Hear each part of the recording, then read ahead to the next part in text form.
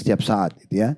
Tapi mulai Idul Adha, ya, mulai dari malam Idul Adha, malam lebarannya sampai hari tasyrik kita baca selepas sholat wajib ya. Kita memperbanyak zikir seperti ini. Jadi kita memperbanyak zikir. Kata Nabi SAW, tidak ada orang yang bertakbir, tidak ada orang yang bertahlil, ya, bertalbiyah pada saat itu kecuali diberikan berita gembira. Kata para sahabat, ya Rasulullah, apakah dengan surga? Kata Nabi SAW, iya dengan surga. Iya dengan surga, jadi jaminan surga. Yang ketiga adalah kita sholat Idul Adha. Bagi orang yang tidak haji. Ya. Karena yang haji tidak ada sholat id bagi mereka. Ya.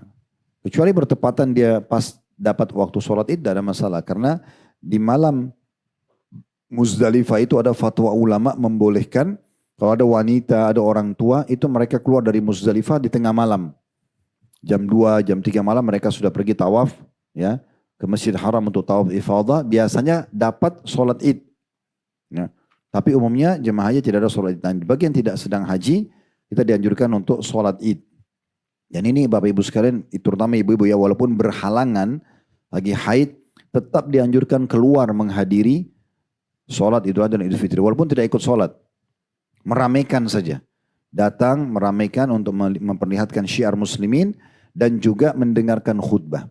Makanya dalam riwayat dikatakan di masa Nabi SAW, semua muslimin dan muslimat keluar. Termasuk wanita-wanita yang gak pernah keluar rumah pun mereka keluar di saat itu. Ya, menunjukkan syiar Islam. Maka ini ada sholat id. Ini amalan yang ketiga. Amalan yang keempat adalah berkurban. Ya, berkurban. Dan berkurban ini tentunya ya, khilaf di antara ulama mana hewan yang paling afdal.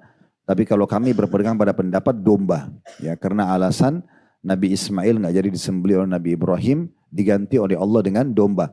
Dan dalam riwayat Bukhari, Nabi SAW pernah berkorban dengan 2 ekor domba, jantan bertanduk. Bahkan disebutkan ciri-cirinya, berbulu putih, tapi di bagian mata, 2 mata dan keempat kaki berbulu hitam. Ya. Tentu boleh yang lain seperti sapi, seperti unta, intinya 3 jenis hewan ternak ini boleh. Ini ibadah yang dikerjakan. Kemudian yang ke-5-nya ini yang masuk jadi bahasan kita, berpuasa selama 9 hari itu. Ya, berpuasa selama 9 hari. Nah, kalau tidak mampu 9 hari, 1-9 boleh puasa berapa hari saja. Tidak bisa juga, maka minimal tidak kehilangan tanggal 9. Yang kata Nabi SAW, puasa hari Arafah mengampuni dosa-dosa setahun yang lalu dan setahun akan datang. Ya, itu minimalnya. Ya.